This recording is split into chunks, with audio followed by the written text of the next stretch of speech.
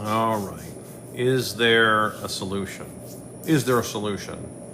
Sure, but it doesn't usually end with whoever out there. You know, if you present someone with a solution and then you say, here's the solution, they usually in the back of their mind, they ask themselves, okay, well, does that solution end with me getting rich?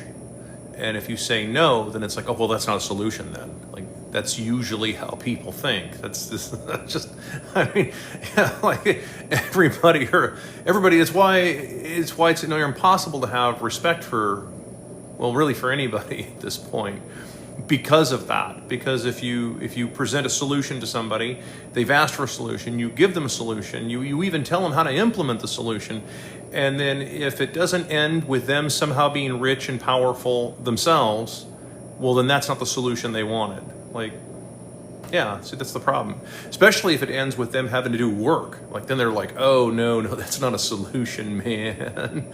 Like, and it's both sides. I mean, it's all sides. It's everybody. It's not anybody that, like, that, it's anyone and everyone, and there's no particular side to it. It's why I have the views of humanity that I do. I look at people, I watch how they behave, and all I can do is infer from their behavior that they don't want to really solve any problems, because, you know, the solution ends with them doing some work. And, you know, we can't have that. There's just no way that can be a thing, right? Let's see here. Howdy from Seattle. Well, howdy from Houston, or the Houston-ish area, you know, the general vicinity of Houston anyway, to the north. I'm going to see how long I go today and see if I get zapped off of the internet again. We'll see how long this goes. Because whenever you talk about something like, I guess is even like tiny bit controversial, like, no, we can't have that. We can't have any kind of conversation like that. That's bad. So let's see here. Sailor needs to go on Joe Rogan. I don't know. I mean, like, I guess he could, I suppose. Let's see here. More likes and attract viewers. Keep it up. Well, I appreciate it. Let's see. How much time do we have before fiat blows up? You know, that's like the third most asked question I get, as just some random internet guy out here in the wilderness doing my own thing. And I did a video. In fact, I actually think I said something to. I think it's pinned to my TikTok channel. But as I pointed out, that in that video, it's like it's going to go on presumably forever until it like can't go any further, and then of course that's when everything really goes bad for a lot of people, you know, in the world, because you know, I just did a video on this recently, actually, like I think like an hour ago. I think I just did it, where I pointed this out, that like, you ever see someone who's addicted to something? It doesn't make any difference what it is, addicted to something, and then they can't get their addiction. You ever see how they behave? Like, now, so imagine, like, how many people work for the government, right? I mean, it's like millions of people. Imagine millions of people all now being faced with, they can't just pretend to work anymore. They can't just phone it in, literally and figuratively, right? They can't just do any of that. They now have to actually go and like genuinely be productive out in the world in a declining economy. Imagine that.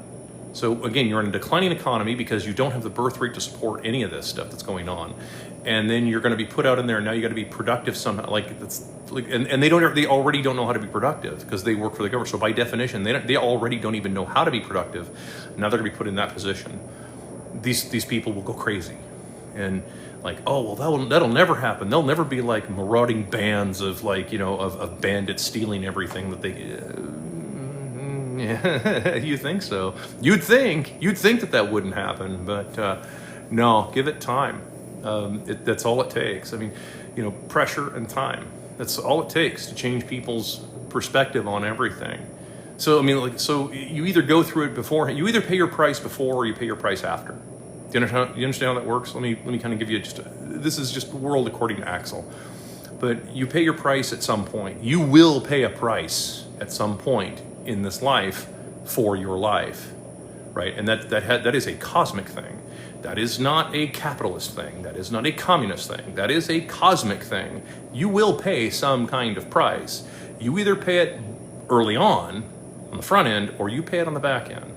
I'm not talking about afterlife. I'm talking about I'm talking about on earth here, okay? We're not talking about some, spiritual nonsense. We're just talking about like kind of the reality that you either do a bit of suffering and soul searching before a huge tragedy, or you will do it after the huge tragedy. That's how that works. And so the people who get out of the way early on, like military guys. Okay? I mean, let's, if you know military guys, you can ask them this. The guys that usually go nuts, after a firefight, it's because they didn't go nuts beforehand, right? Like they either like psyched themselves up and went kind of crazy beforehand, but then after it's over, it's like then they're not really at peace with it, but they're like, they can live with it. The opposite happens if you don't do it the other way. It makes sense? So, got these little bugs flying in here. So, this thing came in here and went right back out. Anyway, so, yeah, how much time before Fiat blows up? It depends. It depends on how many people out there are willing to continue this charade. And it's a lot. That's a lot of people. Most people aren't ready to go Amish, right? Yeah, they're not. They're just not ready to say that's it. I'm gonna throw my hands up and go Amish. They're not gonna do that. Even though the Amish have the right of it in a lot of things. Think about how many people who went and helped out the North Carolina folks at their own expense and at their own time and at their own, it's the Amish went and did all that. Not only the Amish. I realize there's a bunch of other people, but I'm just saying, that's like they showed up and started building houses for people, right? And they did so out of the goodness of their own, out of charity and goodwill. Not many people are willing to do that. Hold on here. See if I can catch. Love your stuff. Mixed bag on views, but always entertaining. Well, the thing is that I don't try to be entertaining. I actually try to not have. I try to blow out followers, you know what I mean? I do follower cleansing. I can't call them purges anymore. Apparently I got in all kinds of trouble by saying that, the P word, so now I have to say it's a cleansing. It sounds more, it sounds more universally acceptable, right? Let's see here, depending on Bitcoin. I actually have an entire video on that, but I actually like Bitcoin. I think that it's a genius work of mathematical precision that I frankly think is probably too good for mortals at this point. And I think it's a good idea. I think it's a great idea to have Bitcoin off the internet. As to whether or not anybody else will figure it out, I don't think so. I think a few people will, but do I think that people are going to try and make that final leap to abandoning fiat? Again, the addiction to fiat means that you can conjure money and buy somebody's life with pieces of paper, right? Even Napoleon Bonaparte pointed that out. I've discovered a remarkable thing: men will die for ribbons. Yep, and that's exactly right. So that's just how it works. Is that what needs to happen? It's the only thing that will wake them up. Yeah, if you're talking about the collapse of the USD, yeah, that's what it would take. It would take that. It's everything that I talk about here. That's why I get so much grief from the commie. I have my commie followers and my capitalist followers, and I get grief from both sides because both want fiat currency. Capitalism can only the type of capitalism we understand today, and the only type of capitalism that anybody living today who has ever seen is fiat currency. It's largesse. It's the Federal Reserve. It's money printing. It's central banking driven. No different than communism. It was the exact same thing, and it's the exact same outcome. One is a ridiculous private sector with brand names. And then the other one is a ridiculous public sector with gray boxes and no brand names. The outcomes are the same. You end up with gray boxes and food substitutes and people walking around like zombies. The outcome is the same in both instances, but neither side want to accept that because both sides are playing this little game with themselves about thinking, no, we need to try real capitalism or real communism. And it's like, dude, like stop. So swipe right. What the hell? Stop, guys.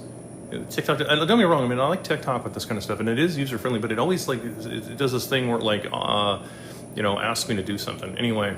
But yeah, so it would take the collapse of the USD.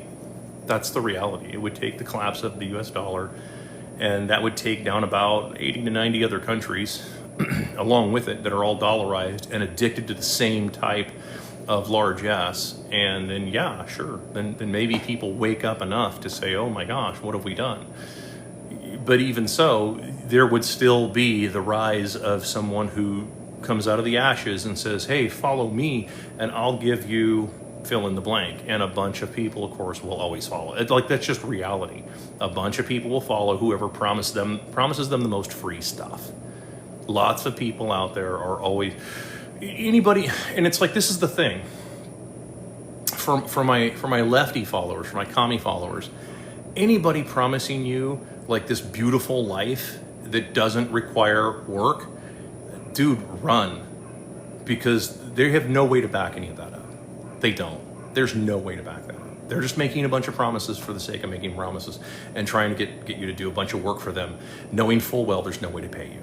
That's just how it is. And it's no different than a lot of the big companies back in the day. They made a lot of promises of, hey, come to work here and we're going to give you this money and you're going to have this great life. It's like there was no real way to pay any of that stuff off. There's no way for any of that stuff to happen. It just, again, the math doesn't work out. And, and I could go over the math dozens of times and people still won't understand it. I've done the whiteboard thing. I've tried all of this stuff, and I'm convinced that it's either I'm incapable of explaining it to people. That's one possibility, and I accept that possibility, by the way. That I'm incapable of explaining this to people, or they are incapable of understanding it. It's one or the other, and I'm willing to put it on myself and just say, nope. I guess that it's just I'm incapable of explaining this. The math behind this. There is no math. There is no way out of this. You don't get out of life without putting. You can rip people off. You can run scams. You can run a con. You can run a Ponzi scheme. Like we have lots of people doing that now. And if you have the ability to block out conscience entirely, if you can do that, well then sure, then you can be super duper rich, I suppose, as long as you can deal with that. That's what I said. There's the laws of physics and the laws of conscience. And that's all there is on the planet. So if you can buy your conscience enough that you can rip people off, you can run scams and Ponzi schemes and look them dead in the eye and lie to them and all that. Like if you can do all that, then dude, more power to you. You're going to be very rich. You'll be very well taken care of. And then to keep that, you just need to run an island program, right? The island program that I can't talk about on TikTok because we all know what was going on. The whole world knows what was going on, but we can't talk about it. Because we know exactly what was going on. And that's how you keep it. That's how you keep your money. Because otherwise, it would easy come, easy go. Because that's what goes along with that mentality. The people who rip people off, they tend to just burn through the money as quickly as possible. It's sort of like, I don't want to use the term curse, but because it conjures the idea of like something mystical. And it really isn't.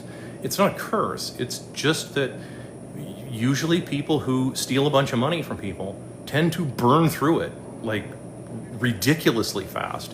Anybody out there, who's watching this or sees this, you probably know somebody somewhere in high school or wherever, just one of your old friends from some time, or maybe somebody you know currently, that they can just they just make it look so easy. They basically just rip everybody off that they can, but no matter how much money they have, it's gone like that. It vanishes. They'll go through 200 grand in a month and a half and have nothing to show for it. Yep. I know people like that. I mean, like, dude, that's reality. It's what happens.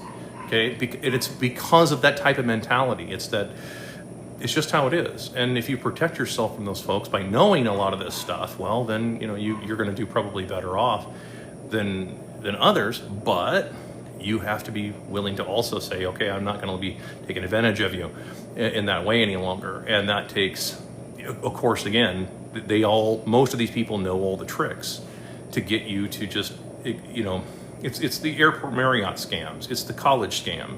The college scam and the airport Marriott scam, you all know what the airport Marriott scam is, right? That's just, hey, come to my seminar. I'm going to charge you $600 and I'm going to teach you the secret to wealth that nobody else will teach you, even though it's like being taught by everybody on the planet right now.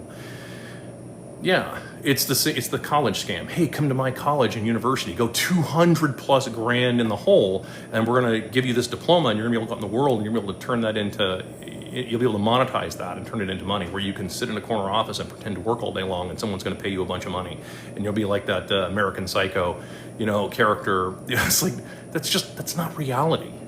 That's not, or one of those guys who works in finance, right?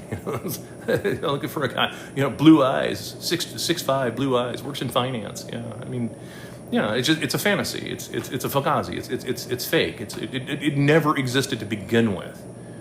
It's the illusion of the big winner, right? That's sort of the problem.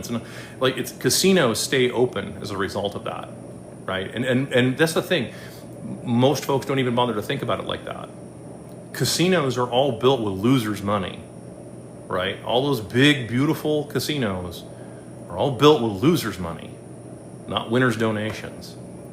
And yeah, that's kind of how it works. Yes, statistically, there's going to be a statistical anomaly where someone's going to win. Well, sure, it's a glitch. Of course it's going to happen. But the odds are decidedly against you, right? And everybody knows that when they walk into a, or at least you should know that. It's usually, in fact, I think in like Nevada, I think it's law. It's like required that they have to post what the actual odds are of winning. And the odds are straight up against you, and they make it very clear. So anyway, fiat was started to help the world with liquidity issues.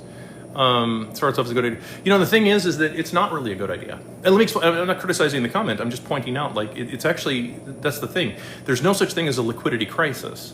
There's no such thing as a liquidity crisis. What a liquidity crisis is a bunch of rich people, or a bunch of people, actually not even rich people, just people, jumped into something.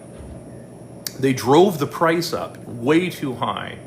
And instead of saying, hold on, dude, no, prices are way too high, I'm not going to be involved in that. What they did was they just kept pumping that market up. Real estate comes to mind with this. They kept pumping the market up. And then what happens is that the market can't support it. They run out of buyers on the other end. They run out of greater fools on the back end of that.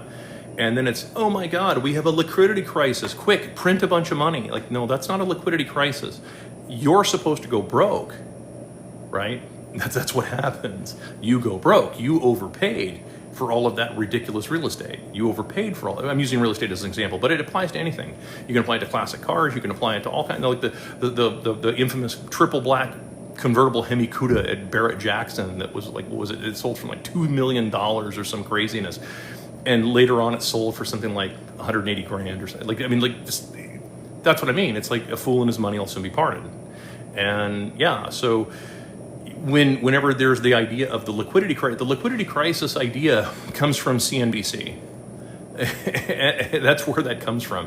It's a sales pitch of, my God, if we don't have liquidity, we being like the corporate oligarchs or the government oligarchs or any of these banker oligarchs, it doesn't make any difference. Just pick an oligarch. They're all the same people. They all share a brain. Basically, it's the same folks. And they say, oh no, we have a liquidity crisis. This is somehow your problem.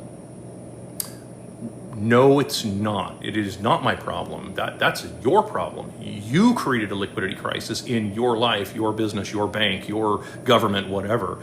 That is not our problem. And if you, it's the Pentagon, right? The Pentagon lost $4.7 trillion. Just poof, don't know where it went. Oh my God, we did a load of laundry, and we don't know what happened to it. It was in our genes. And now it's gone. We don't know what happened to our $4.7 trillion that just sort of vanished into thin air. Yeah, it's that. Rather than saying, okay, well, you lost $4.7 trillion. Okay, well, we're not going to give you a budget until you go find that money, because otherwise it's just throwing good money after bad. Instead, it's, no, let's raise the debt ceiling. let's do a big, beautiful bill and raise the debt ceiling to give you guys a bunch of money that you couldn't keep track of in the first place. Yeah, I mean, that's reality. So no, there's no such thing as a liquidity crisis. That has never been a thing. And the idea, and that's going back into the 1800s, which is really where this kind of goes. In fact, I was on Freddie Smith's podcast, I don't know, a couple 3 weeks ago or something like that, and we were talking about this. And it's boring, dude. I mean, this is like all this stuff is boring. It really is. Like everything I'm talking about is freaking super boring.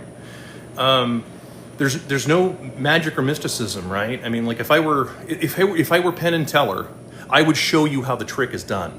I would just straight show you how the trick is done, just so that people would see that, dude, the problem is that it ruins magic for you, right? So, I mean, like, why I tell people, the very first video I ever did, I said, dude, do not follow this channel if you love the magic and mysticism of the world, because as soon as you know how this trick is done, you can't unsee it. You're gonna be miserable, right? I'll come back to that later. That sort of misery index of people are like, man, I'm depressed, I'm bummed out, and I need psychological help. It's like, no, there's really nothing wrong with you. There is no mental health crisis in the U.S. It's just that you saw through the illusion, and now you're like you're trying to reconcile the illusion with. That's all that happened, right? Anyway. So, but go back to the 1860s, and when I pointed this out, like 1865, you had this huge influx of fiat money and it fueled this great industrial revolution, and that works fantastic if you have an expanding population. You can do that as long as your population expansion outpaces the amount of money you're creating. You can get away with it, and no one's the wiser.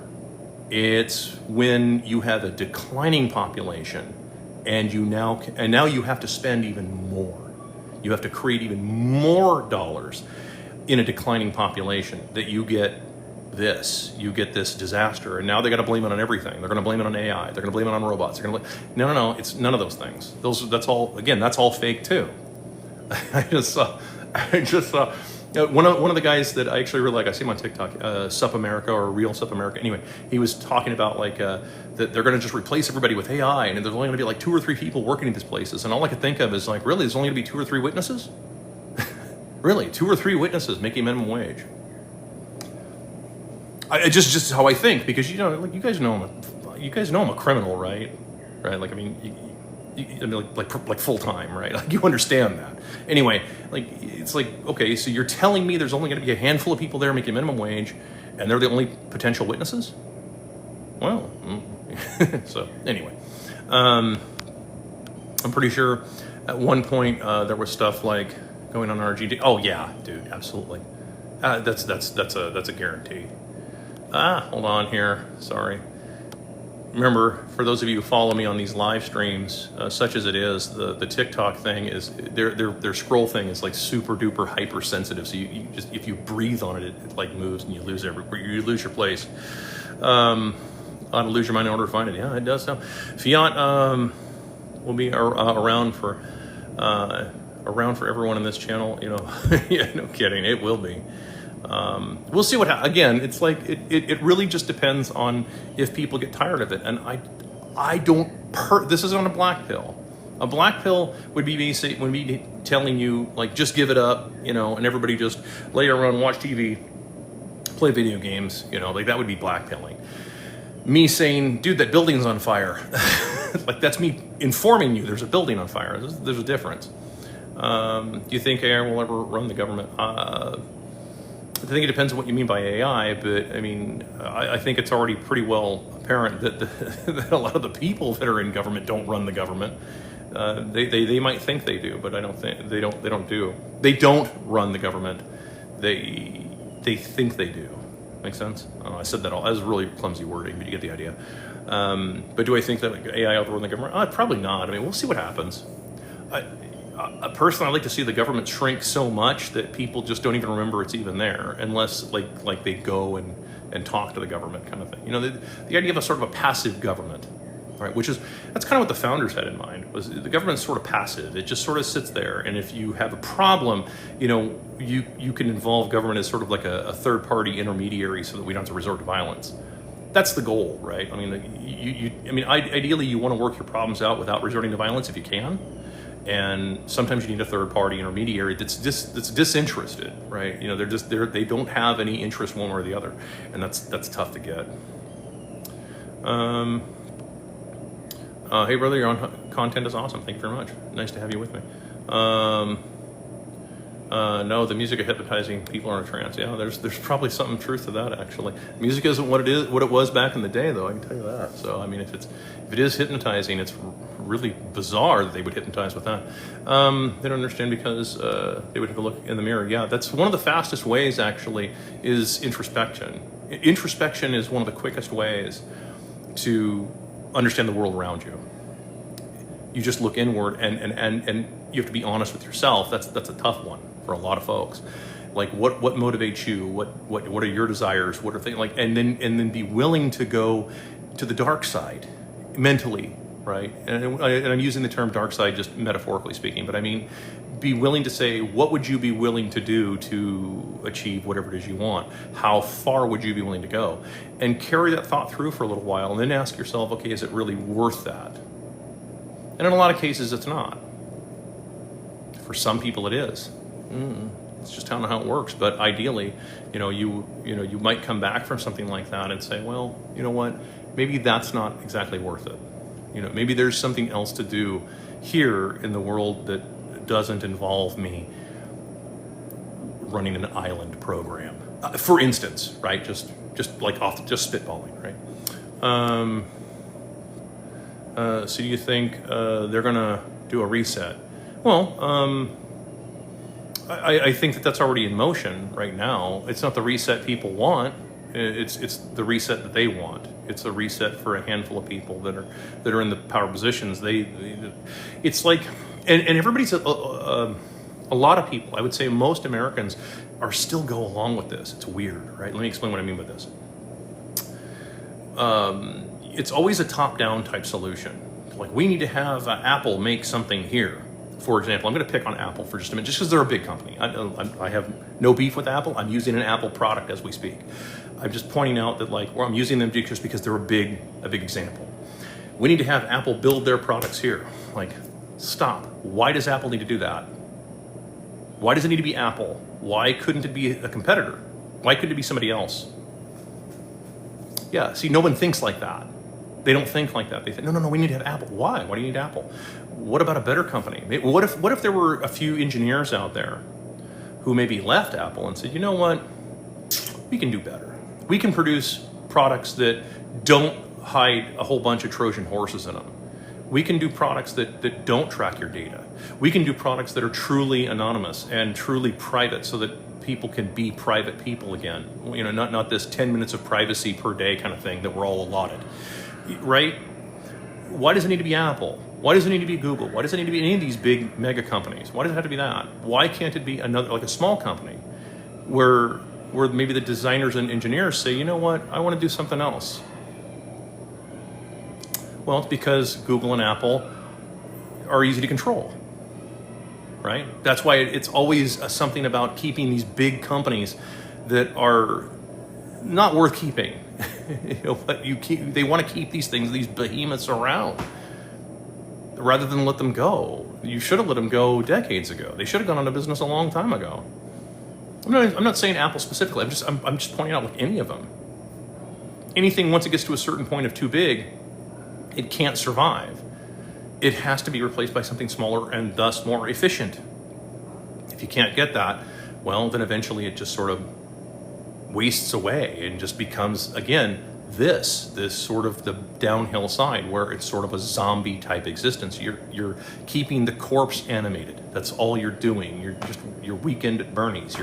You're just keeping a fake economy, a zombie economy alive, rather than letting the top part of it fail and go away.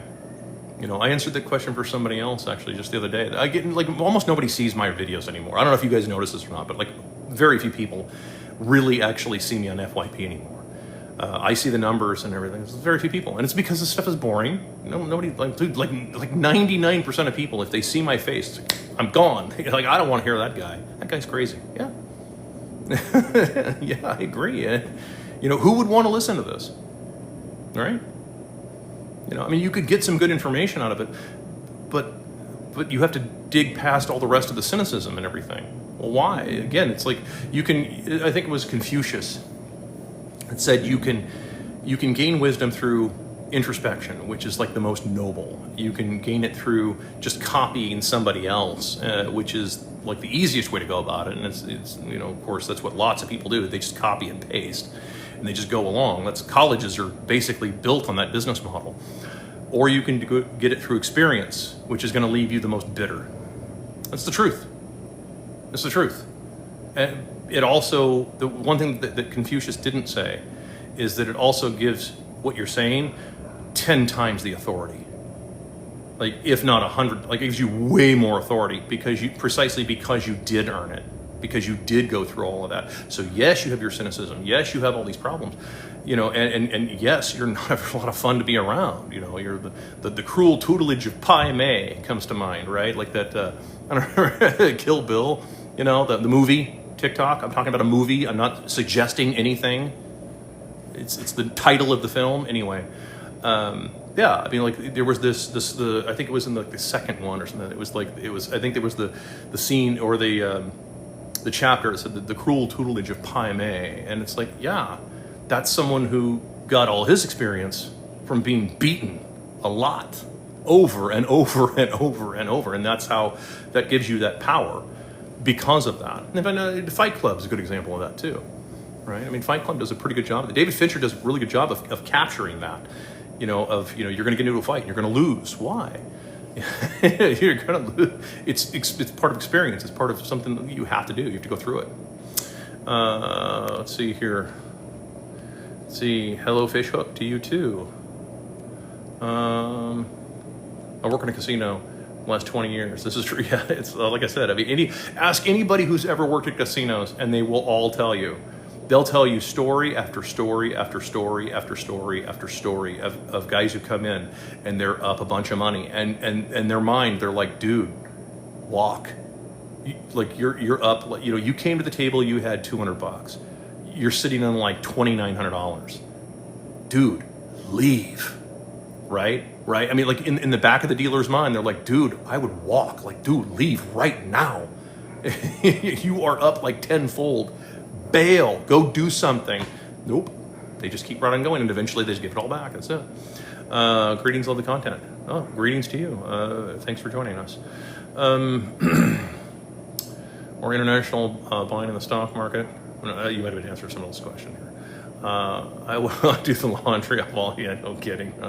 Yeah. $4 trillion worth of laundry. Just, you know, and it's like whenever you think of like I don't know if you've ever looked it up and everything. There's like the visual aid of what $1 trillion looks like, right? You know, like $1 million is like a stack of $100 bills about yay big, and then there's this, you know, and then like $1 billion is like a pallet of $100 bills, and then $1 trillion is like 1,000 pallets of $100 bills, and that's how much money there is, and it's lost, and it's gone times 5, and that's the number that they'll admit to. Who knows what the real number is? That's the other thing too, for anybody who like understands government spending. That's the number they'll admit to. Who knows what the real number is? The real number could be 4 times that big. It could be 10 times that number. Who knows? You know, I mentioned this before, you know, but like I drive around all over the country and I see lots of these, you know, dealerships and businesses that are popping up everywhere. And I'm looking at this like with heavy equipment and tractors, and I'm watching this stuff and like, there is nobody buying this stuff. Who is buying all of this? Well, what it is just these big companies buying up all these small companies, because the small companies, they cannot make any money off of any of this stuff because the volume just isn't there. So they buy the stuff up, and then these companies are, of course, they're just there to, these are fake companies. They're zombie companies. They're BlackRock, they're Vanguard. They're just holding companies for failed businesses to keep them open, and you just keep using the brand names, right? That's why you have, like, it's the, you know, again, I did a video of this earlier this morning. I pointed this out. This is the gray boxes. You go to Burger Douche at the gray box, and you say, "Hey, I want a double douche burger. I'll take a double douche burger, onion rings, and a large orange drink." And from this gray box building, and then they give you a food substitute and send you out the door. And it's like, yeah, there's no character. There's nothing. It's like, it's not really a business. It's just, it's a zombie. existence. It really is. It's, you know, so why did he edit it so much? I'm not editing anything, to my knowledge anyway. If that's directed at me, I'm not editing anything. This is all live. So and I seldom ever do edits, just for people, if you've ever seen any of my content, I seldom do edits. So that's why you'll hear me stutter or something like that, or you'll see me like hawk a loogie out the window or something like, or out the door here, because yeah, I don't do a lot of editing. I'm a real person. Keep telling the truth. Yeah, I'm trying. We'll see how much longer I'm allowed to tell the truth. See how long it goes. What is the 80-year cycle? Okay, so 80-year cycle, if I remember right, if that question is directed at me, is that you're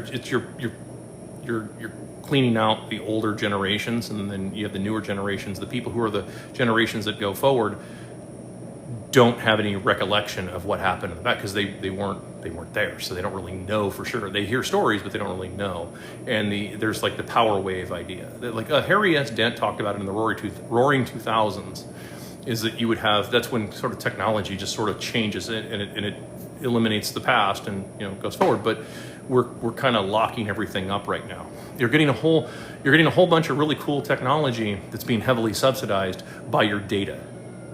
Right? That's the other challenge, is that all the data that you're producing, that's why it's being subsidized. If you had to buy all of this electronic gadgets and gizmos and pay cash for them with no way to mine any of your data ever, then they would never produce this stuff.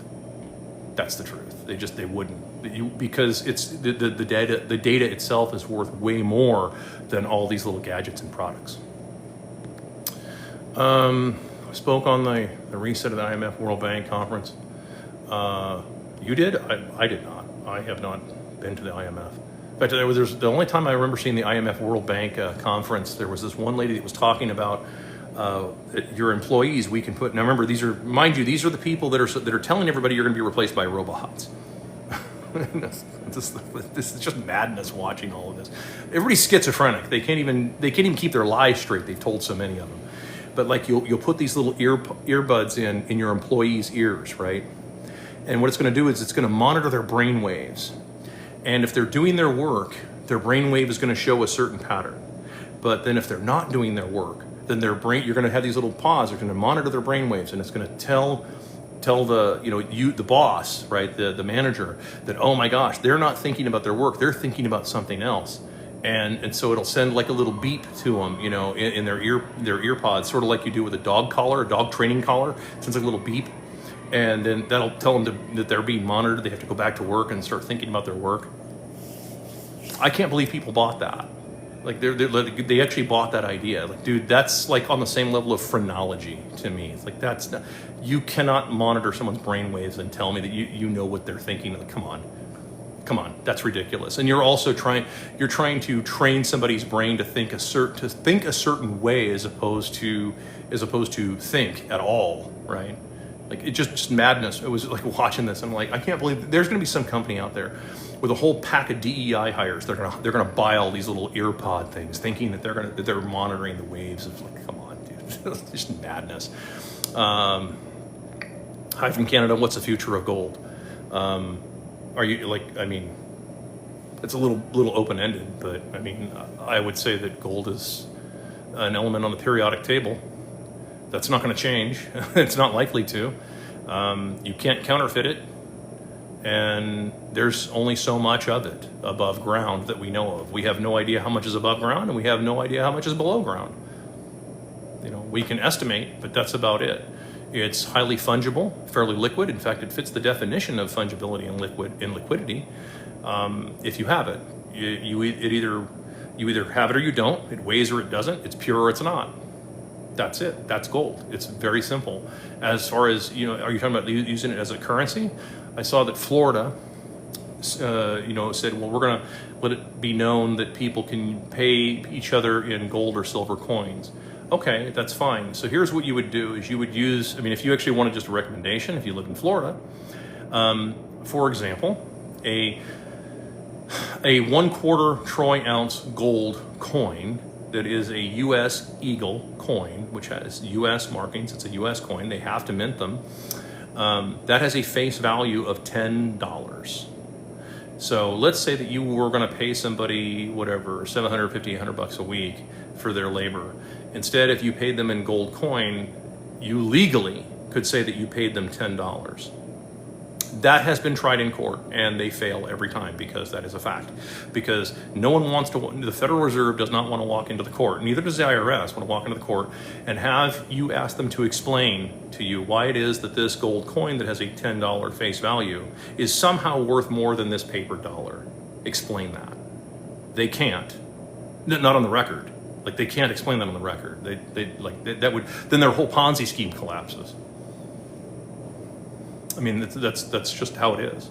Now, will people do any of that? Probably not. They'll be too scared. They'll watch the propaganda. There will be a show that'll come on where someone does that, and then they go to jail. Like, oh my God, they were for malfeasance or blah blah blah blah blah. That's all this stuff is. You understand? Like, let me get really serious with, like, almost nobody watches this stuff, right? Like, there's a handful of you that are paying attention. Out of the, like, tens of thousands of people that follow me, there's a handful of you. Let me be really blunt with you on this, since there's only a few of you. You realize that most all of the TV shows and movie shows and everything else you've seen, unless it's like truly independent, most of it is heavily subsidized, and it's subsidized only because it's to try and make the government look good. Local governments, it's like CSI. Why was it like CSI is heavily subsidized? Like, it's supposed to make people fear that what could happen. Oh my God, I could get caught for this. It's designed to make you fear something. It's not designed, like, that's all most of that stuff is designed to do, right? There's very few movies that show kind of the reality. There's actually a movie called Lucky Numbers, right? I think it's, oh man, Ed O'Neill and a few, Bill Pullman and what, like there's a few people in this, but I mean, Lisa Kudrow was in it, and it's an independent movie, and it shows police kind of how they really are, lazy, sluggish, and at like beer 30, they're gone, they don't care about that. Like, yeah, that's kind of it, and it showed sort of a reality there. The propaganda is that there's all these dedicated professionals out there, 24/7, looking for people like you who didn't pay your extra $5 in taxes. That's not true. Most of these people, I don't even agree with IQ science. I don't subscribe to the idea of IQ science. But if IQ is any kind of metric, they deliberately cannot hire IQ people with high IQs in government. They can't, because people with high IQs recognize patterns very quickly, right? That's the theory behind IQ, is pattern recognition. Well, if you start recognizing patterns really quickly, you become bored very quickly, and you also see, then they have this problem. Can they buy you off, or do they have to fire you? Which one can they do? Or they don't fire you, they just make your life miserable until you quit, which is how most companies do it now. They just transfer you around and make your life miserable until you quit. So people can get together and build the way you used to. Yeah, I mean, if they would. I have yet to see. It's actually been a major criticism. I was waiting till Sunday, tomorrow, to issue the criticism to Christians, because Sunday is church day, and I was actually going to do that. I was going to do a video on that very issue. That I saw this video where there was this young woman. She was talking about, why is it that certain cultures are very successful and the other cultures are not? Why is it one religion is more successful than the other, basically? And I'm having to use the word religion, and I have to dance around it because, again, it's TikTok, and I don't want to say any words that might get my channel canceled again. But it's like, and she points this out, and she's not exactly wrong with this. Like, she's like, well, when one person gets kind of wealthy, they start helping the other people in their community become wealthy as well. I have not seen this in the Christian community. Sorry, guys, I have not. And it's a fair criticism. I'm on the outside looking in on this as an atheist, but, like, dude, I have yet to see this really, beyond maybe a few Mormons, I have really yet to see this in any kind of real large, like you get some Christian who gets rich. What does he do? He goes and buys a bunch of rental properties and then says, oh my gosh, I found this guy. I was able to bless him by having this rental property that I had. Really, like, oh man, thank you so much. How much are you gonna charge me for rent? 23.59 per month. Yeah, and that's how it is. It's enough money to just basically break the person to the point where they're your slave. Stop me if I'm wrong, but I mean, like, that's what I see. I don't see a whole lot of people in the so-called Christian community going out of their way to provide housing for the people, and like, I just don't see it. Maybe it exists. Baby pigeons exist. I'm sure they do. I've never seen one, but I'm sure they exist. So, gold is insurance policy against the third party. It keeps your purchasing power from, I mean, assuming that the paper gold markets, I don't want to get too terribly off into the weeds, but we can get really technical. If the paper markets are constantly settling in paper, then gold will never actually reach price discovery. In other words, gold really probably should be something like revalued at something like $4 million an ounce. That's not a joke.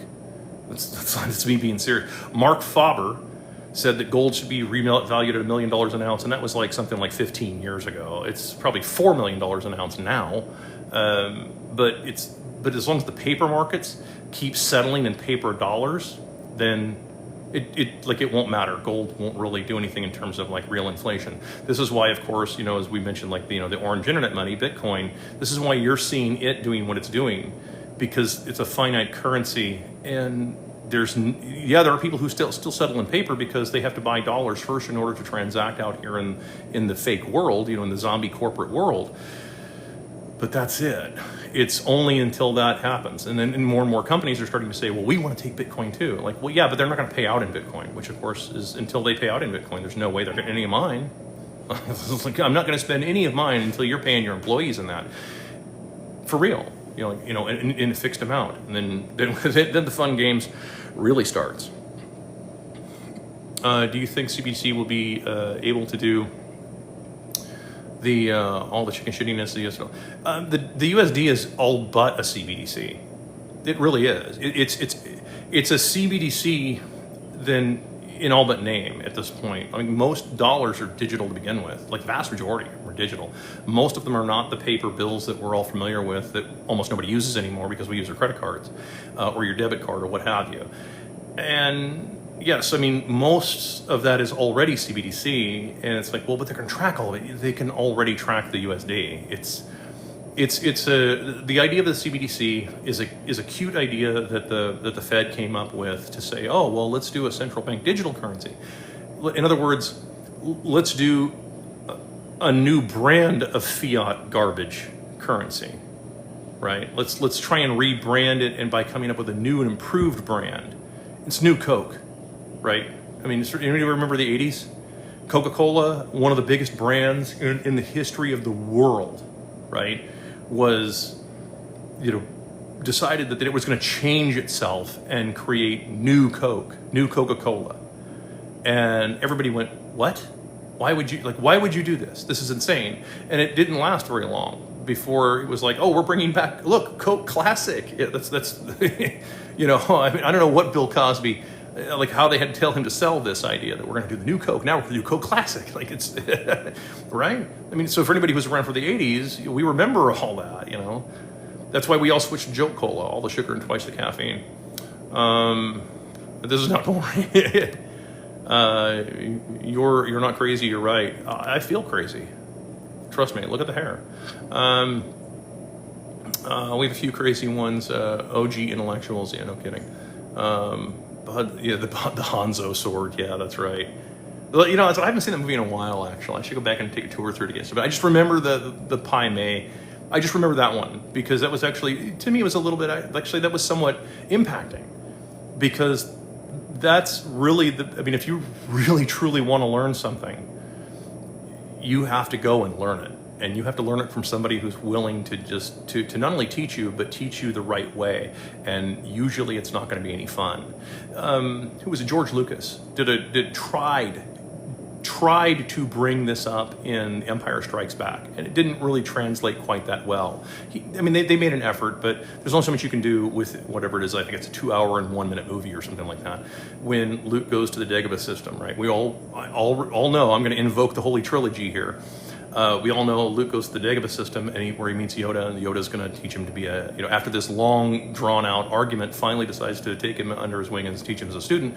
And it's not supposed to be easy. That's why it's shown that it's difficult. I don't know that it really translated as much as Lucas maybe hoped, but that was the idea. You were trying to get the idea across. But there's also the timeline issue, and it's like, I mean, it is what it is, right? 99% of my peers only care about who was at the Met Gala. What's weird about this? I need to comment on this. There was like this dude who did this video. Did anybody else see this? I'm sure you guys all did. Where this dude who's like, he's asking young people, like, what's the capital of the United States? What countries border the U.S.? What's one country that borders? And like, get a bunch of young people who can't answer these like really big, like, they're not saying like, yeah, show me, what's the capital of Budapest during the Roman era? Like, it's not questions like that where like nobody would have any of that information unless you're a Jeopardy Grandmaster champion or something like that. But it was like really simple, basic questions like how many stars are on the flag of the U.S. and they have no idea. And then they ask these same young people, they're like, who are the can you name all of the Kardashians, right? And I know Kim Kardashian, I know that one. I didn't even know she had siblings until I saw this interview, and I'm like, they have siblings? It's weird. I don't know. It's a disconnect, and it is. And I'm pretty disconnected from that stuff too. A lot of I remember pop culture being what pop culture was fun, not just celebrity indulgence for the sake of celebrity indulgence, right? It's like the early Simpsons, right? Early Simpsons made fun of popular culture. Made the early 7 seasons of The Simpsons. All it did was make fun of pop culture. All it did was it poked fun at celebrity culture. It had this sort of disdain almost for celebrity culture. And celebrity culture is what we've turned into, where you have just this weird, like, people being famous for the sake of being famous. Not that they're any good at anything, not that they can explain anything or do anything, not that they benefit society in any kind of way, but they're just famous for the sake of being famous. That's weird, my friends. That's bizarre to me. Like, what? It seems to me like if you're famous, it's because you can do something interesting. And even if it's from a celebrity standpoint.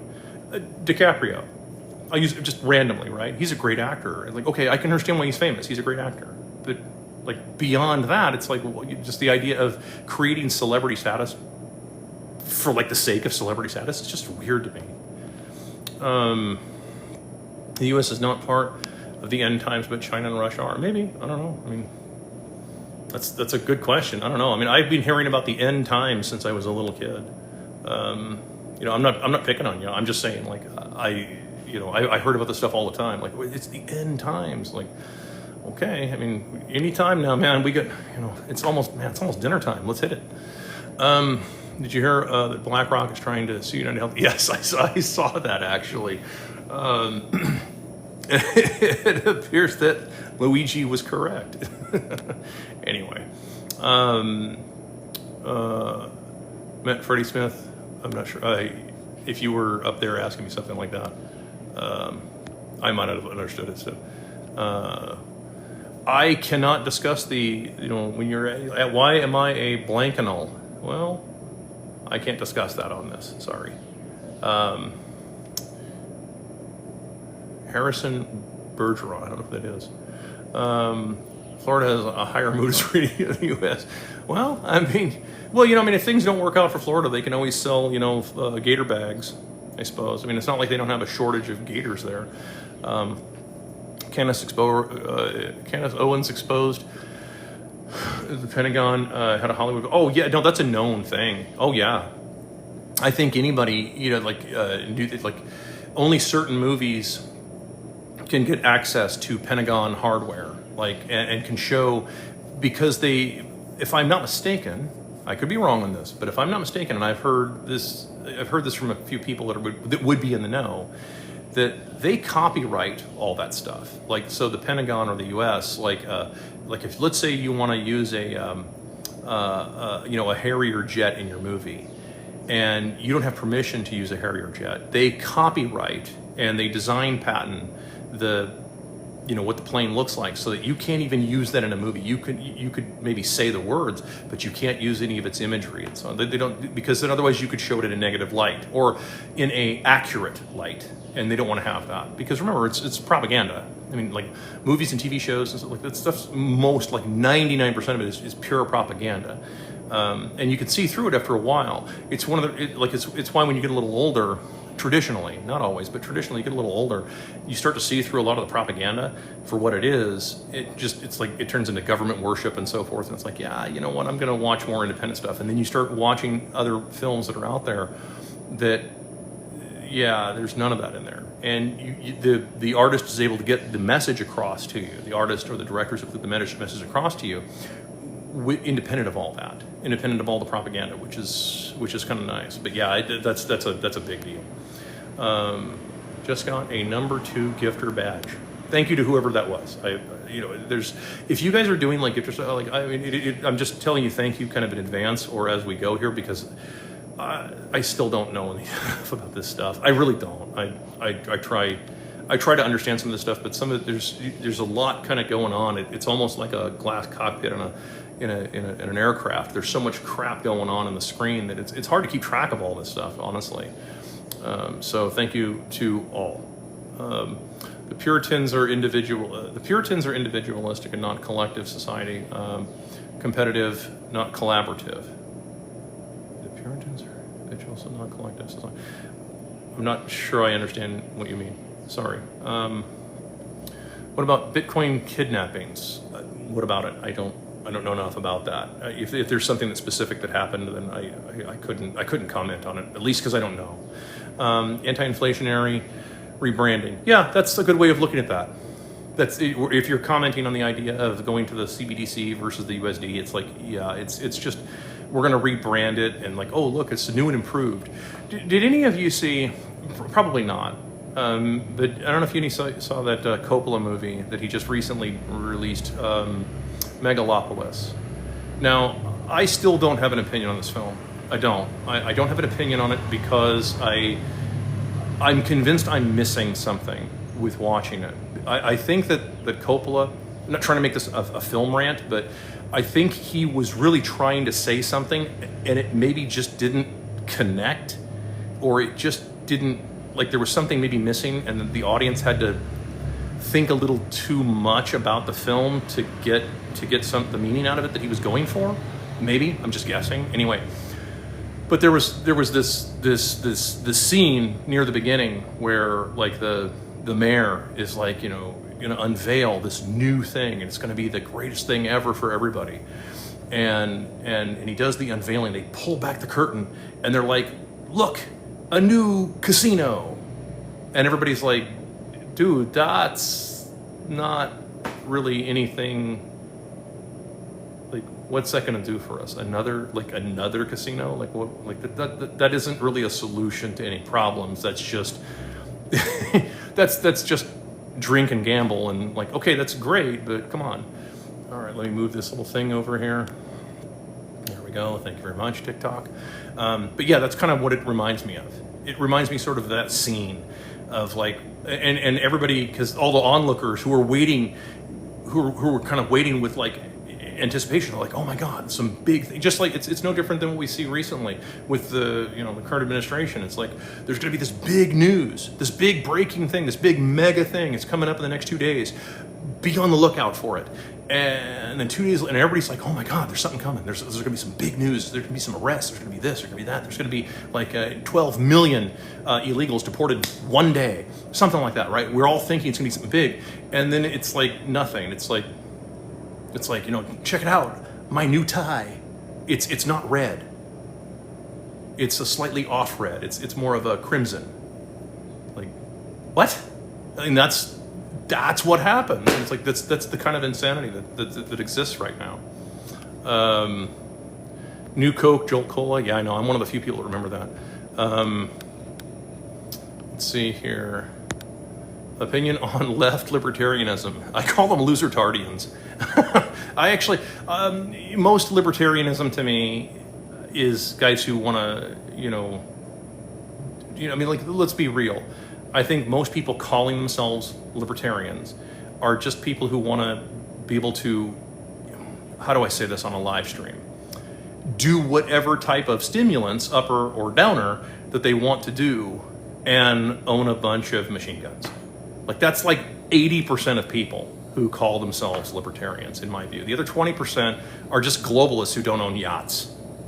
That's it. That's been my opinion. I mean, like, and that's pretty much collectively of all of them. 20% of the so-called political libertarians are just globalists who don't own yachts and believe that one day, if they scam enough people, they'll be able to own yachts too and do the island thing. Sorry to be a jerk about it, but that's exactly how I see it. In like 20% of the cases, the other 80% are exactly what I just said. I think they're people who just want to be left alone to do whatever they want to do, and just like tune out. That's like 80% of people. So, and that's including me, by the way, on that. Which is why I don't put myself in the category of a libertarian. More of a, I guess, constitutional moderate would be a good way to point that out. Bread and circus is keeping docile. And yeah, that's exactly right. That's all it is. It's just more and more nonsense, more crap, just to keep people entertained with something at the time. That's all it is. Joel's my teeth hurt thinking about it. Why did Freddie Smith edit your podcast so much? Probably because I'm not a very good interview subject. That's really it. I mean, like, no, this is no disrespect to Freddie. I like Freddie. He has an audience that he has to play to. And in a lot of cases, his audience, like, if you notice that his audience is much bigger than mine, like it's like 10 times or 20 times bigger than my audience probably will ever be. I will never have 1 million followers on any platform. It's not going to happen. I'm not delusional. He has this much bigger following. And as with most people who do, internet stuff or podcasts professionally, they look at numbers all the time.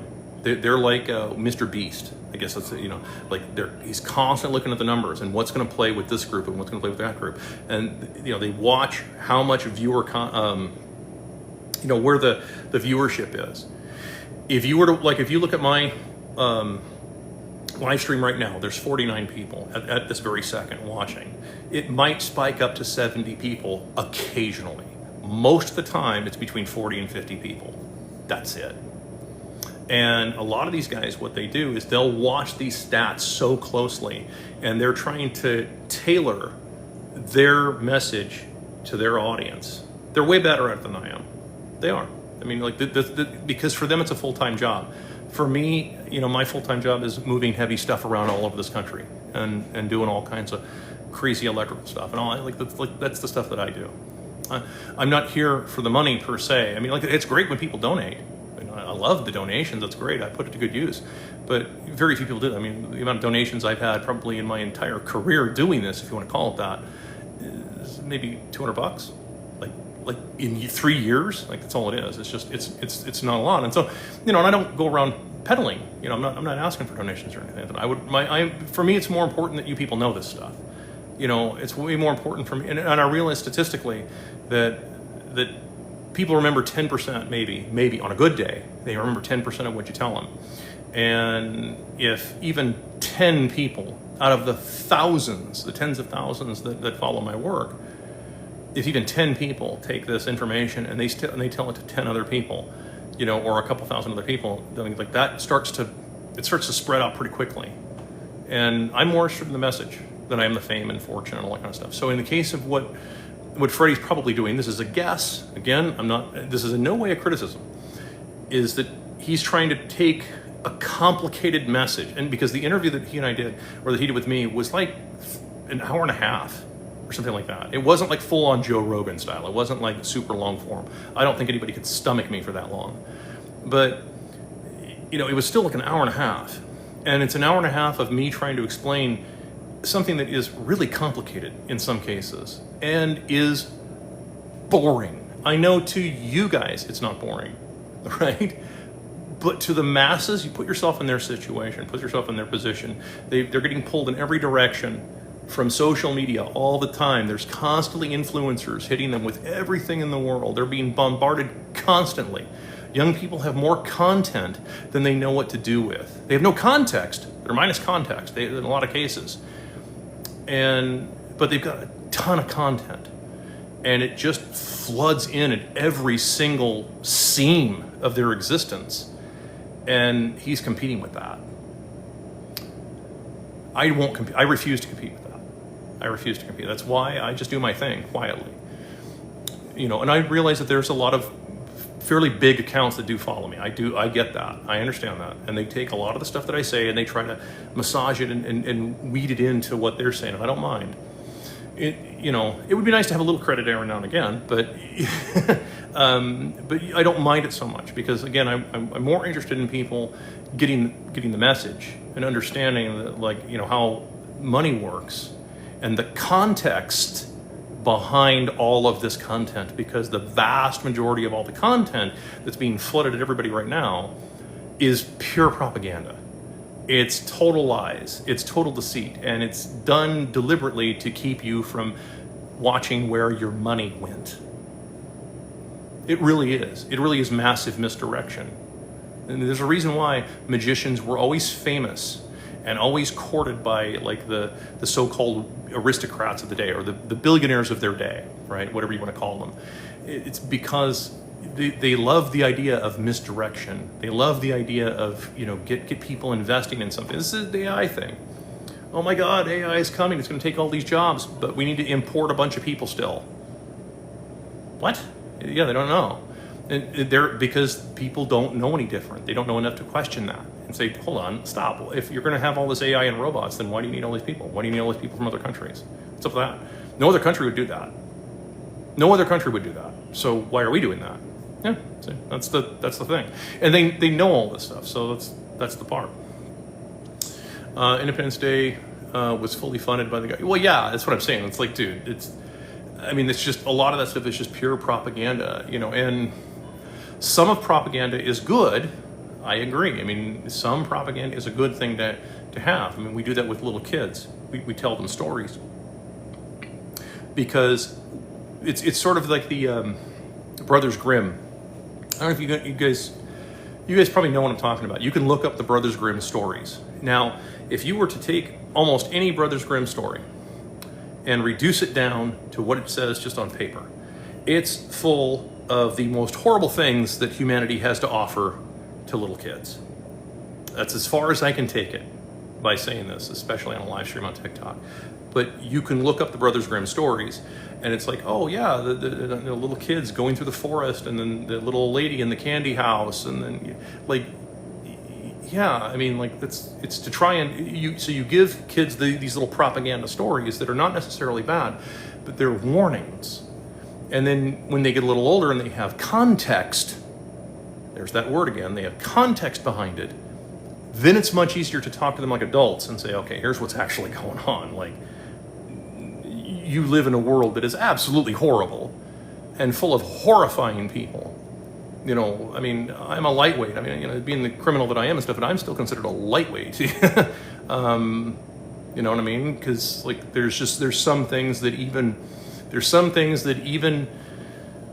criminals won't do, right? So if you really want to, again, I have to be careful how I say that kind of stuff, but you guys know what I'm talking about. Yeah, that's why. Knowing is only half the battle. Let's start talking about the solution. I bring up solutions all the time. In fact, at the very first beginning, I was talking about the solution thing. It's like whenever I bring up solutions, if I bring up a solution, it's really messed up.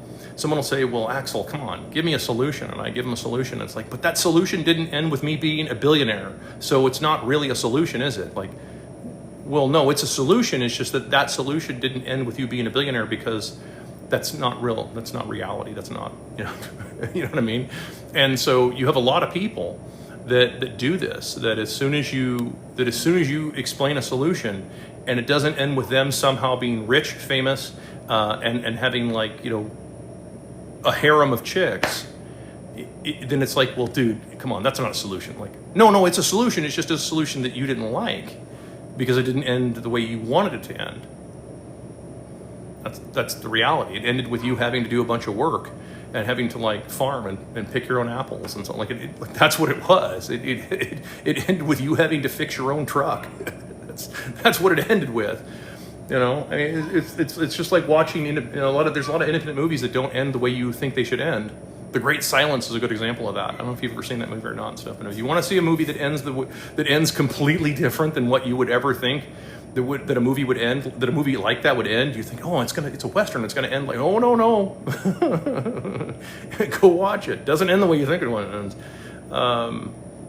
So let's see here. Puritans, aka Christians, not helping one another. Yeah, that's what I mean. I've just seen too much of it where it's like it's not really help at all. It actually does more harm than good. And there's a delicate balance of charity. You all know how this stuff works. You all know, like, you guys are adults, most of you that are watching. I know there's a few kids that watch me and stuff. You're not supposed to, but you do. And it's like certain people that you would not help them because you know that if you just gave them like a big ball of sweaty money, it's going to go to something that they shouldn't be buying, right? It's going to go to something that's going to go up their nose or whatever, or in their arms or whatever. It's like something's going to happen like that, right? And so you know that that's going to happen, so you don't give them any money. There are other people that you know you can help that if you gave them some money, it actually would help them. Like that actually would, but see, that takes discernment. And discernment is something that takes a bit of time and effort and energy, and it also takes the extra money to do it. And we have a lot of people that have been ripped off so long that they don't have any money either.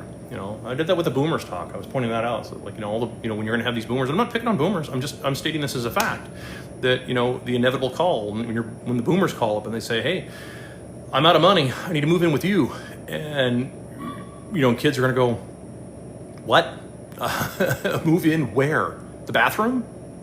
Because, my one bedroom micro apartment that I spend $2,600 a month on can't really support you. So sorry, mom and dad, go find somebody else, or mom or dad or both, whatever, respectively. But I need time to process what you're saying. This is an adult conversation. I try to keep it as simple as possible, but there's some topics that are just really complex and it's tough to do. What do you think degenerate filth is rewarded in our society? It's a good question. It depends. Well, first of all, not to get all Jordan Peterson about this, but it depends what you mean by like degenerate and filth, because there is some level of let's be honest. There's these little comic books called Tijuana Bibles. From like way back in like the 30s, and back in the 30s they called those degenerate filth, and it's like now they're kind of like collector's items because it's just what they are. And the Venus de Milo, is that degenerate filth? Well, depends on the time frame, because people tend to apply today's morality, whatever it is, if there is such a thing, to something in the past or something in the future. And we can't really see the future, and we don't really know what happened in the past. We can speculate in the past.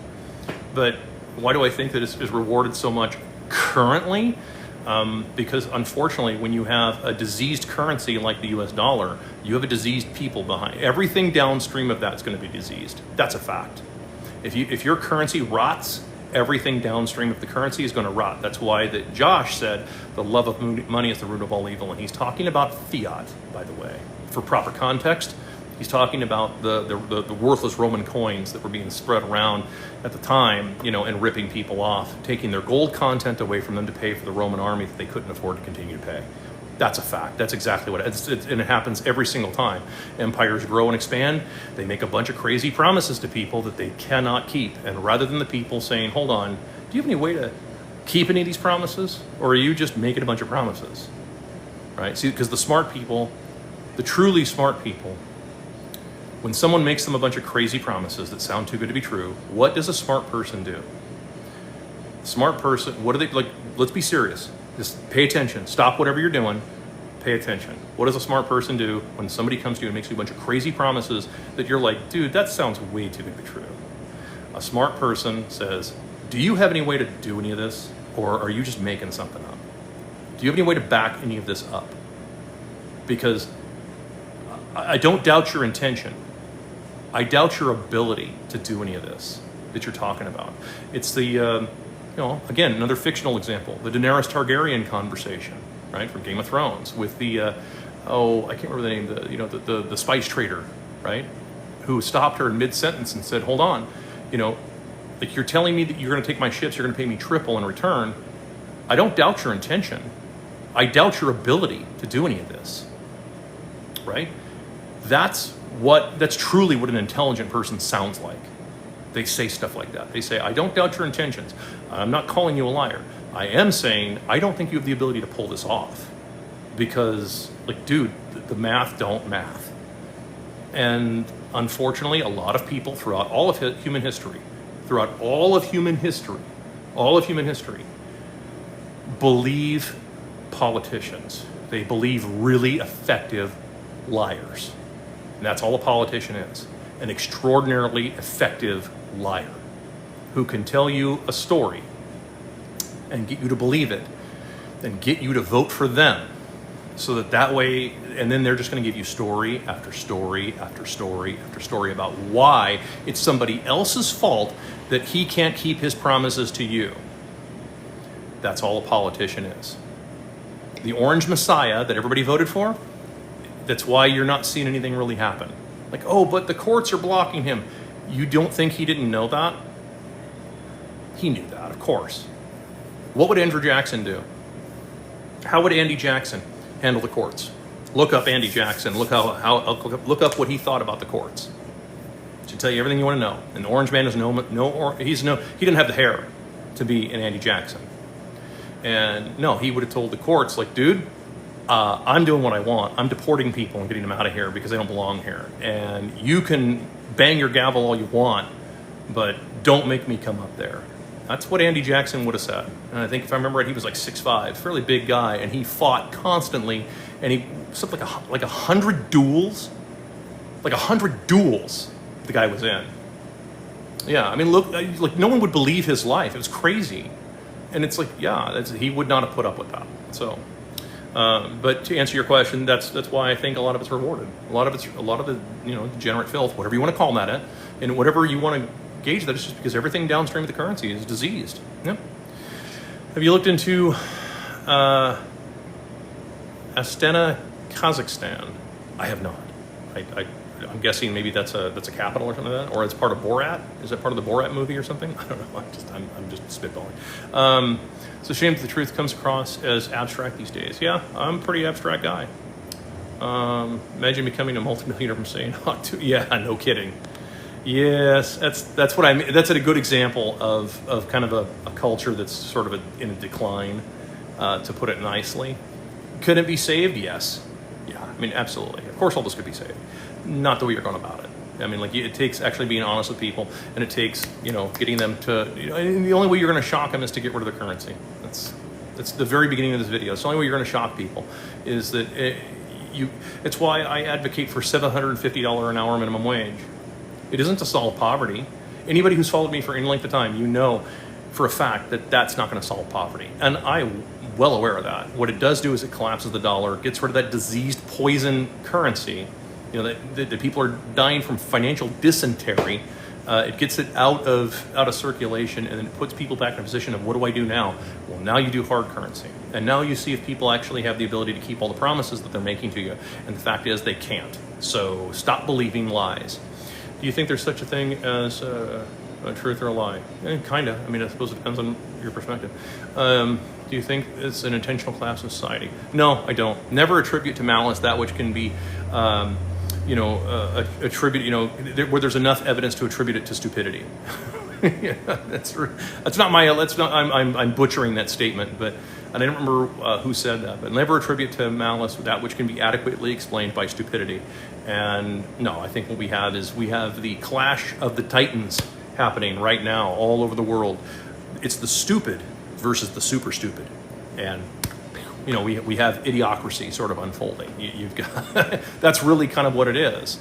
And I hate to say it that way, because it's like, it's not that these people are bad. They're not. It's just, it's in most cases, so many people are massively ignorant, and they're deliberately turned ignorant by their school system. I tell kids all the time, again, I know that there's kids watching me and stuff, and you should not be watching me, but yes, if you're like 10, I would tell anybody, dude, get out of schools. Do not let the schools get anywhere even close to your mind. They are toxic people paid with toxic currency, and everything downstream of that, including you, are about to be its victim. So yeah, I mean, like, you need to get out of that. And so that amount of compounded ignorance creates the stupid.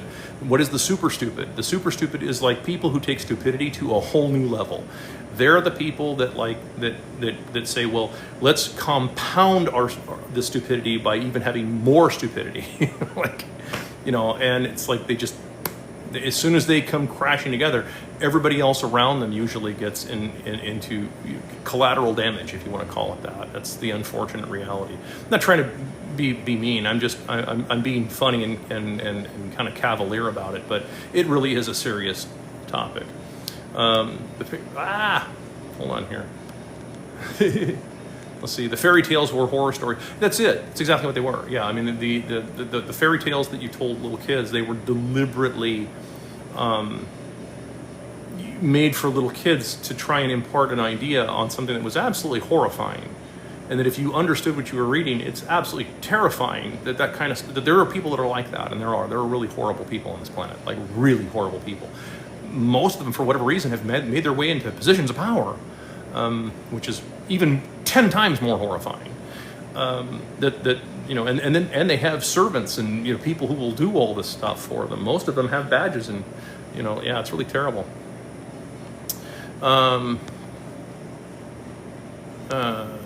You're smart and correct, but sometimes you get lost in the sauce.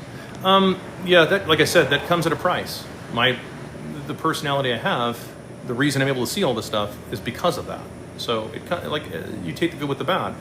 That's part of the deal. Like, when you deal with someone who actually does a lot of this stuff, you have to deal with people who have to think very abstract, because everything around them is abstract. Just how it is. My husband wouldn't allow fairy tales to be read to our children. You read them as adults. Yeah, no kidding. I mean, and that's what I'm saying. It's like, and some kids can handle that, right? I mean, like, there's that. I love that line. Another movie line. It's one of my favorites. Actually, there was a movie, Back to School, Rodney Dangerfield. You ever see it? It came out in the 80s. It was one of RDJ's when he was younger, and there's this conversation between the chauffeur and this kid, and he's like, I have 2 boys. I love both of them dearly. One of them I put through college, the other I put through a wall.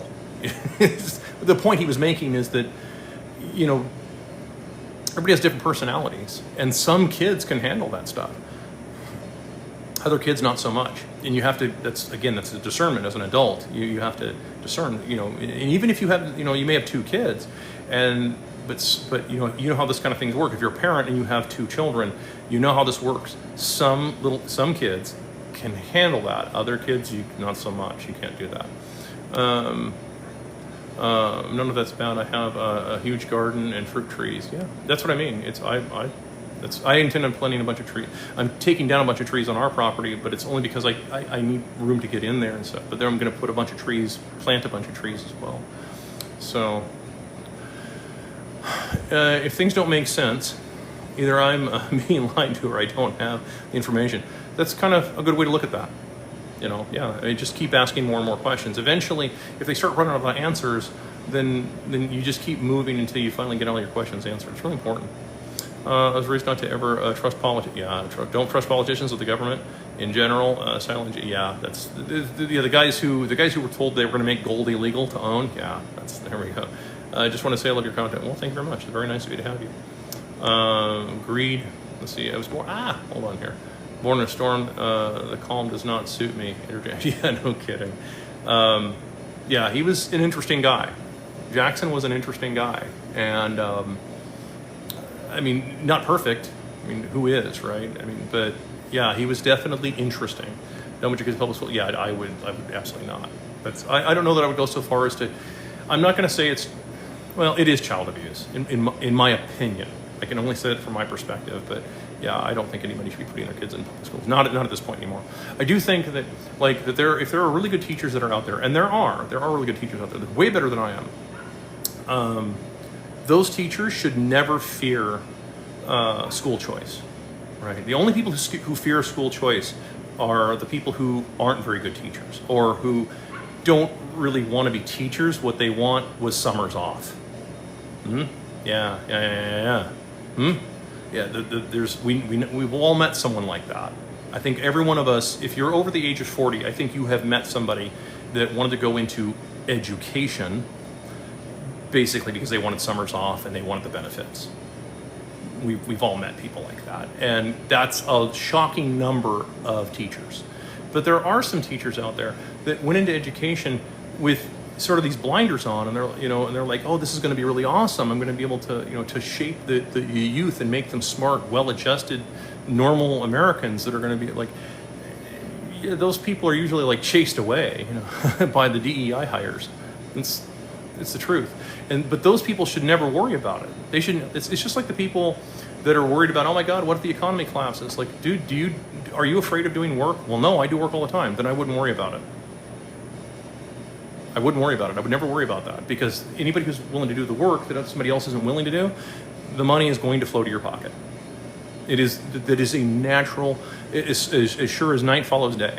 Okay, as sure as God made little green apples, man, that's what's going to happen, is that the money is going to flow to your pocket because you're willing to do the work. So, the solution, yes, I just went over all that. Hold on. Let's see here. Do you upload this? Yes, I do.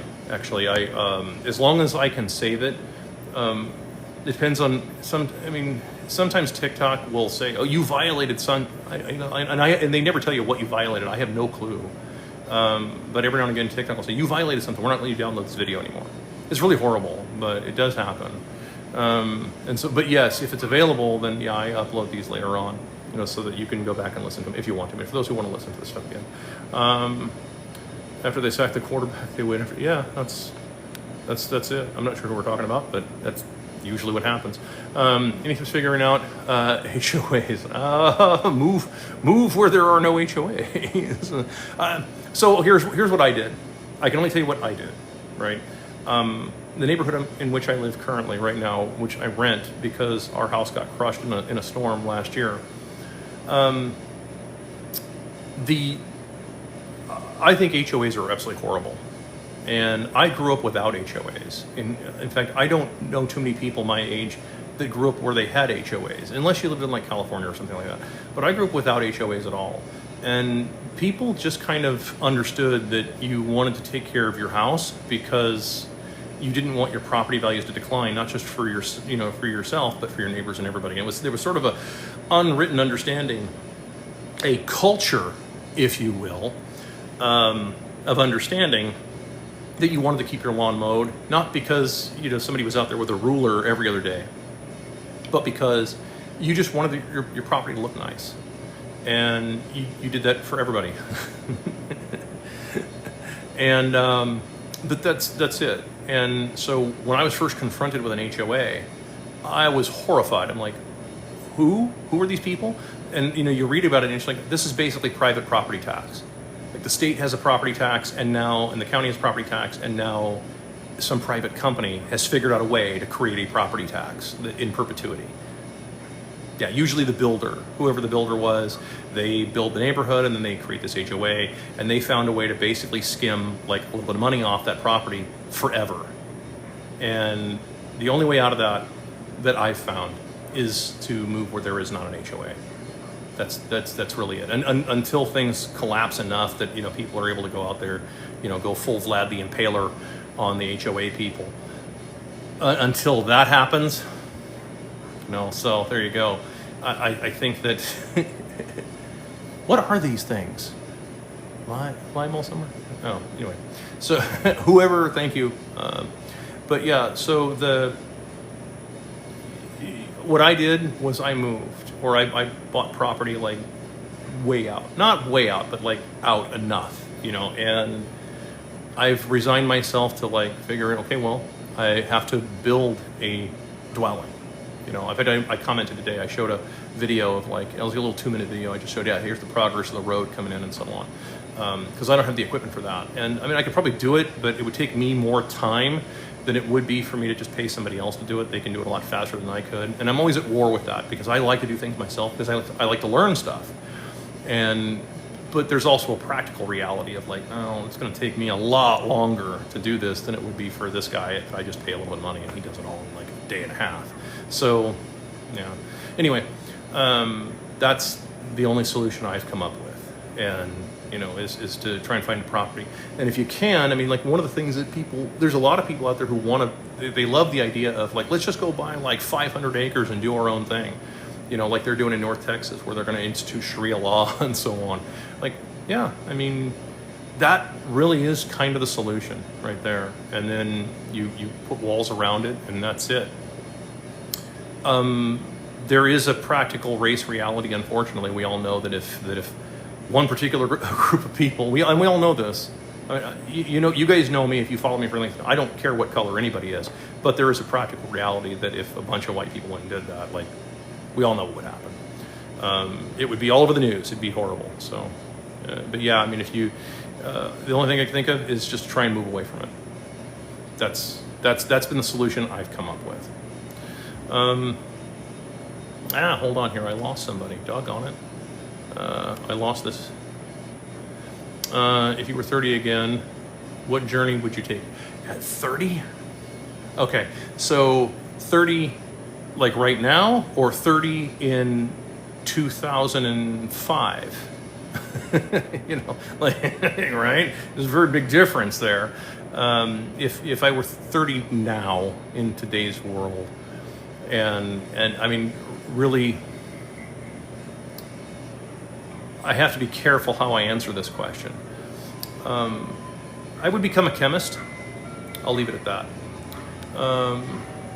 Do you think a big beautiful bill will cause Bitcoin to spike? No, probably not, because there's just not enough. I think that you might see some tumult in the market, but I don't think that you're going to see the big buying spike.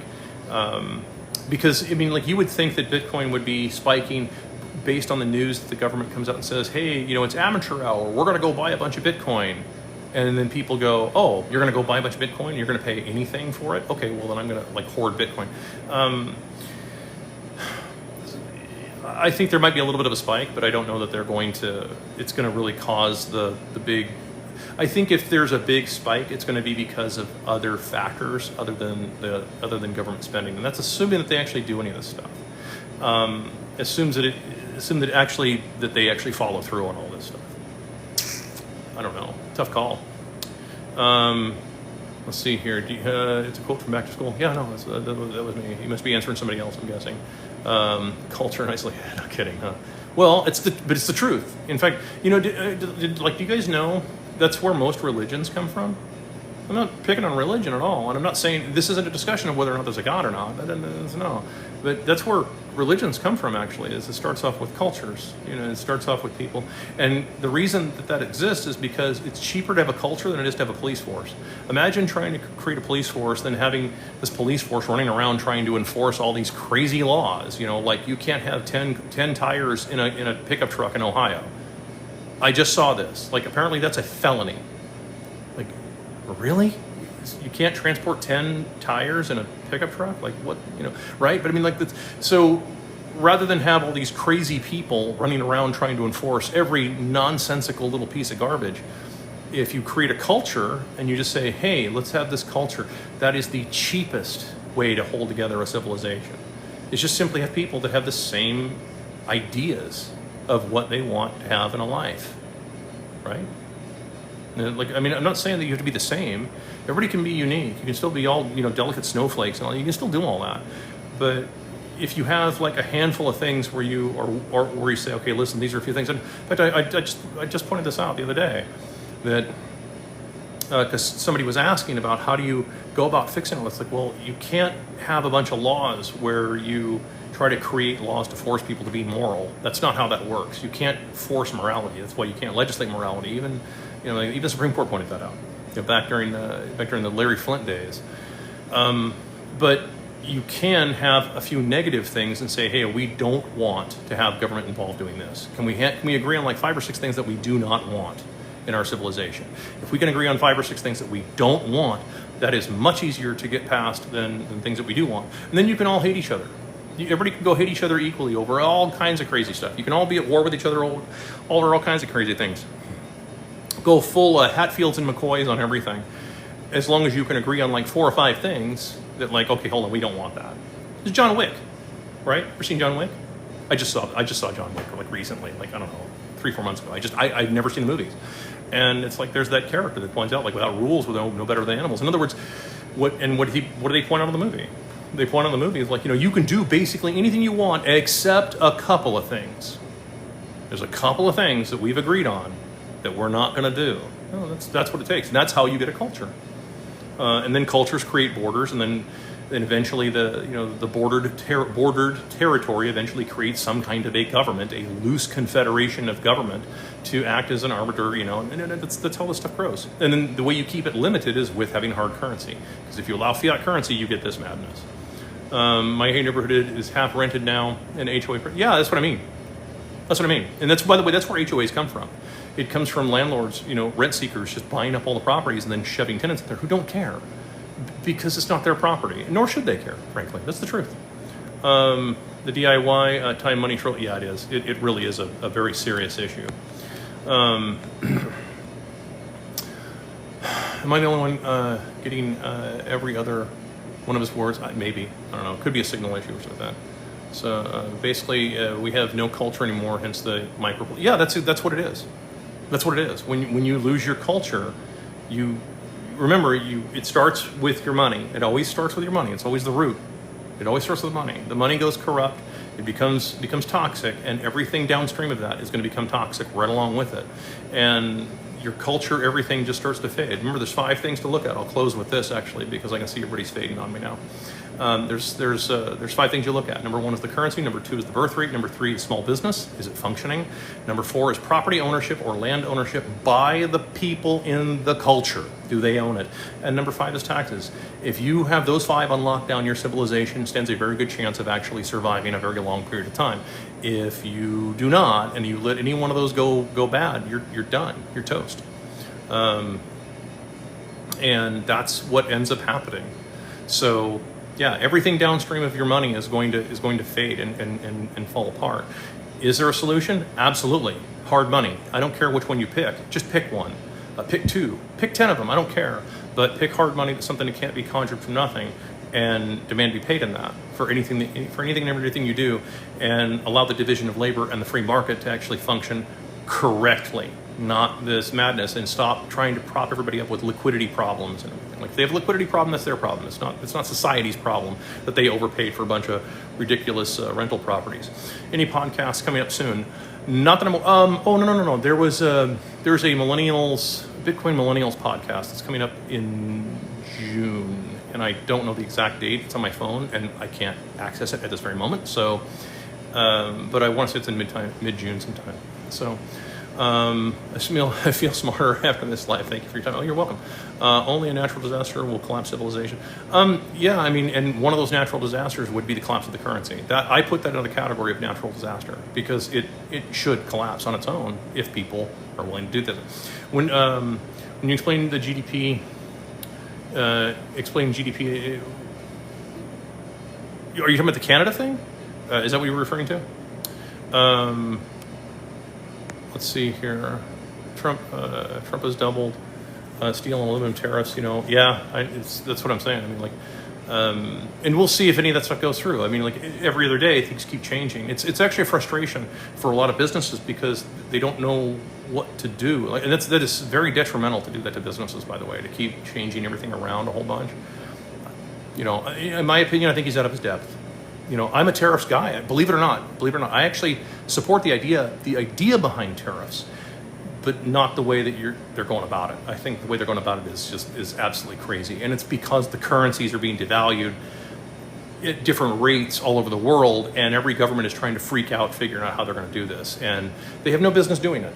They really don't. Most of these people are 3rd and 4th generation trust fund kids. and they have no business trying to do any of this stuff. They're way out of their depth, and they don't realize that this has to actually, they cannot continue to be fourth generation trust fund kids in charge of a bunch of money. It's like, it's time for you guys to lose a bunch of money.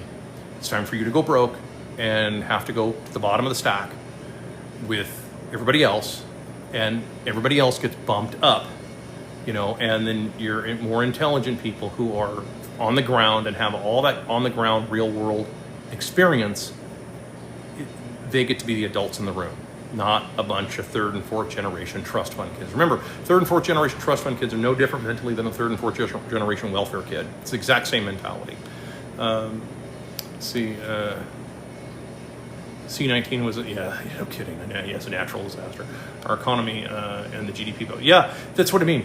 That's what it is. It's just, you know, that's why they want to do the Canada thing. We want to annex Canada. So yeah, it pumps up GDP on paper. It doesn't really solve any problem. It's another gimmick. It's a new casino. That's all it is. It's like tariffs reasonable. Yeah, that's what I'm saying. Like a 1% tariff or something like that across the board on absolutely everything. That's a very different scenario than trying to change tariffs for every different country and every little thing and negotiate this deal with that country and this deal. Like, nah, you're better off having a very simple tariff that applies to everybody equally across the board, and that's it. You're better off. And a hard currency. And of course, then you don't really need to have 200% tariffs on things. You know, and like, that's just the reality. In a hard currency, you don't even need to make a return. Did you know that? Like, there's a bunch of people out there like, you need to make a 12% return. That's because your inflation's 15 or higher. Actually, your inflation now is like 20%. So you have to make this return because you're losing all your money on your currency. If you had 0% inflation, but you also had 0%, you know, return on your investment, or no investment of any kind, you just had it buried in your backyard, figuratively speaking, buried in your backyard, you're net zero. You didn't lose anything. You didn't lose anything. You didn't gain anything, but you didn't lose anything either. And sometimes that's actually, and given the state of things now, most people, I think, if they just went to zero, they would be light years ahead, especially in terms of stress. So, you know, it's the stress-free existence. There's something that actually has to go, that goes with all that, because at a certain point, it's sort of like, it is what the Gen Xers and a lot of millennials are doing right now. They're kind of asking themselves, what's the point of all this? Like, this is crazy. Like, everybody's working themselves into an early grave. Yeah, and that's why you ask these questions. It's where all this stuff comes from. So I hope I answered everybody's question. And I guess, you know, generally about 90 minutes is about as far as I get before people start fading out on me and everything. But I'll repost this on YT and probably onto the, you know, Bird site for those of you that follow me on Bird site. And you know, and you're welcome and everything. So yeah, you're welcome, guys. Have a great night.